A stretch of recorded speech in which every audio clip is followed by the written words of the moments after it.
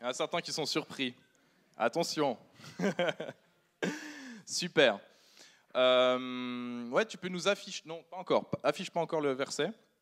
Ce verset, il nous vient de Jean, chapitre 4. C'est Jésus qui va du coup parler à la femme samaritaine.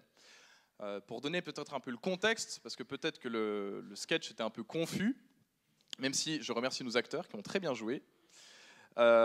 Jésus, il est seul sur les coups du midi, à côté d'un puits, et il y a une femme samaritaine qui arrive. Pour remettre un petit peu le contexte culturel, les Juifs et les Samaritains, ce n'étaient pas les meilleurs amis du monde. De base, ils ne se parlaient pas trop. En plus, à l'époque, un homme seul avec une femme, il ne lui parlait pas non plus. D'ailleurs, de manière générale, on ne parlait pas trop, enfin, les femmes parlaient avec les femmes, les hommes avec les hommes. Donc là, en plus, ils sont en duo. Et puis, Jésus adresse la parole à la femme, ce qui est assez surprenant.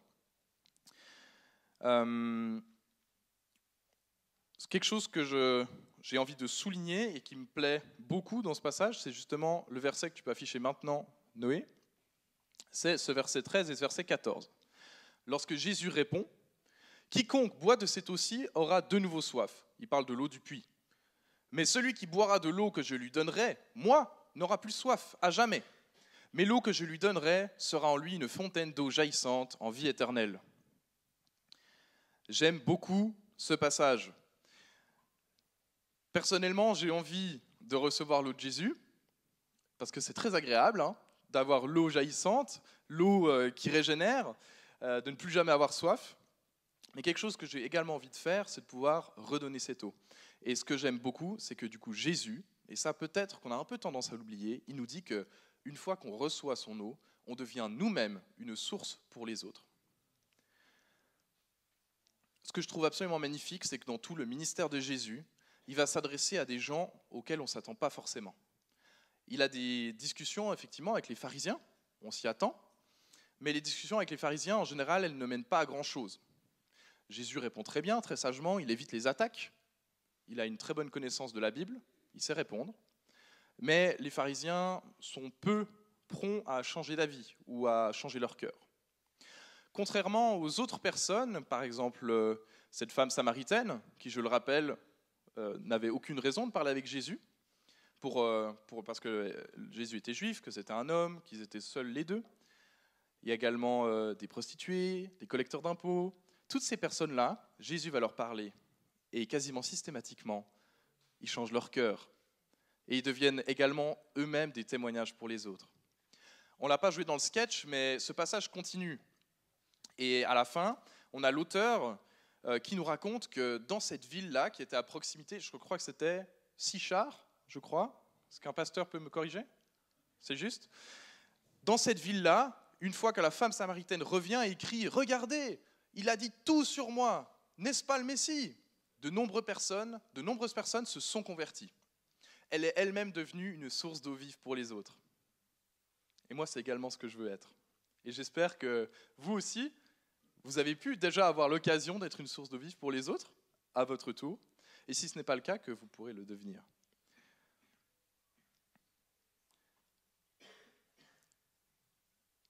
Peut-être que vous ne comprenez pas encore le petit lien qu'il y a avec le jeu de début, le jeu des M&M's. Vous avez remarqué la taille du paquet de M&M's? Il n'est pas grand, hein? Alors le jeu, il s'est fait couper un peu vite, parce qu'il était éclaté apparemment. Mais en fait, si on avait laissé continuer le jeu, il y a des personnes qui ne se seraient jamais levées. Parce qu'il n'y a pas assez de M&M's pour tout le monde.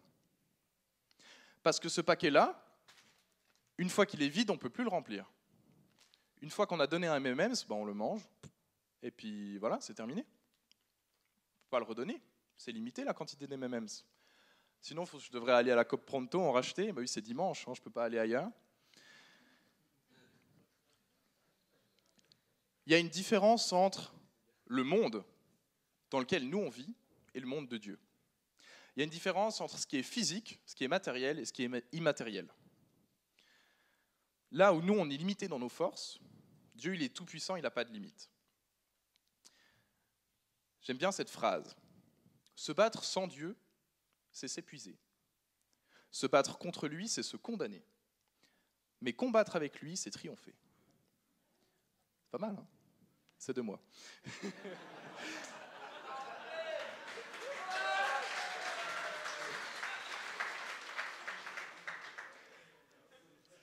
Nous sommes appelés à boire de l'eau vive que nous donne Jésus. On est tous appelés à ça, parce qu'il nous aime, on est ses brebis. Mais on est également appelés à la redistribuer. Mais ce n'est pas des MMM, cette eau vive. C'est une eau qui ne tarit jamais. Et ça, c'est magnifique. Lorsque vous partagez un bien matériel, il se divise. Lorsque vous partagez un bien qui est immatériel, la foi, ça se multiplie. Et ça, c'est magique. Donc n'ayez pas peur. Vous n'allez pas perdre votre foi en allant parler à des gens de ce que vous vivez, en allant témoigner. Vous n'allez pas perdre quelque chose. Au contraire, non seulement vous allez le donner à quelqu'un qui en a besoin, mais en plus, vous allez grandir. Dans la suite du passage, je ne peux pas en parler ce matin parce qu'on m'a dit de faire très court, mais on parle de la moisson. On dit qu'il y a ceux qui sèment et ceux qui récoltent, et qu'ils doivent se réjouir ensemble, que celui qui récolte doit se réjouir avec celui qui a semé. On n'est peut-être pas tous appelés à récolter, effectivement. Peut-être que des fois on sème, on va parler de Dieu, on va faire des actions qui sont bonnes, puis il n'y aura pas de récolte, on ne verra pas de résultat. Mais ce n'est pas grave, parce que le jour où il y a une personne qui va venir moissonner, vous pourrez aller faire une fête avec. J'aimerais on va conclure gentiment. Je vous ai dit, c'est très court. Mais j'avais envie de parler un peu plus concret. Parce que là, on a parlé théorie, on a parlé matériel, immatériel, on a parlé d'eau vive. Ce n'est pas très, très concret. Donc, j'aimerais que tu m'affiches le passage dans Luc, verset 4, chapitre 4. Je vous donne juste le contexte. Jésus, dans le début de son ministère, il se rend à Nazareth, la ville où il est né, et il va dans la synagogue le jour du sabbat. On lui demande de lire la Bible. Il va prendre le rouleau d'Ésaïe, le dérouler et lire au chapitre 61. L'Esprit du Seigneur est sur moi, parce qu'il m'a consacré par onction pour annoncer la bonne nouvelle aux pauvres. Il m'a envoyé pour guérir ceux qui ont le cœur brisé, pour proclamer aux prisonniers la délivrance et aux aveugles le recouvrement de la vue, pour renvoyer libres les opprimés et pour proclamer une année de grâce du Seigneur. Ensuite, il roula le livre, le remit au serviteur et s'assit. À ce moment-là, il y a tout le monde qui regarde Jésus comme ça, personne ne parle. Ils ne comprennent pas, il a lu 3 versets et puis ensuite il s'est rassis. Et moi je comprends ça comme ça. Si Jésus il s'est assis, c'est pour que chacun se lève. Ça c'est une prophétie qui a été récoltée par Ésaïe. Et il annonce, il dit qu'il accomplit la prophétie. Et nous, on doit également accomplir les prophéties de la Bible.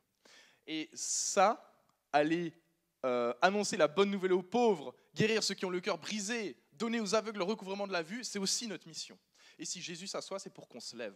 Et il y a eu une prière avant, pendant le temps de louange, par un monsieur, je ne sais pas comment il s'appelle, il a dit « Merci Seigneur pour cette jeunesse qui se lève. » Je prends ça. Ça, je prends.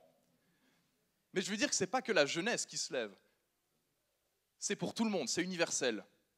C'est le message de Jésus. Je vais gentiment conclure. J'ai choisi de prendre cet exemple parce que je le trouve magnifique. Mais il y a plein d'exemples d'envoi dans la Bible où Jésus, il forme ses disciples et à chaque fois il se dit « Yes, c'est bon, ils ont compris ». Et il y a un événement qui se passe et ils font n'importe quoi. Et il est un peu triste. Et la fois où il est parti pour de bon, eh ben, on peut lire ensuite dans le livre des Actes que c'est bon, il était parti au bon moment, que les disciples ils ont fait ce qu'ils avaient à faire. Je pense que nous, on sait également ce qu'on a à faire, mais ça demande du courage, ça demande de l'aplomb. Mais n'oubliez pas, Dieu est avec vous, Dieu vous aide, Dieu nous aide, et puis il est notre force. On va gentiment pouvoir passer à la suite. Michaela. Merci beaucoup. Alors,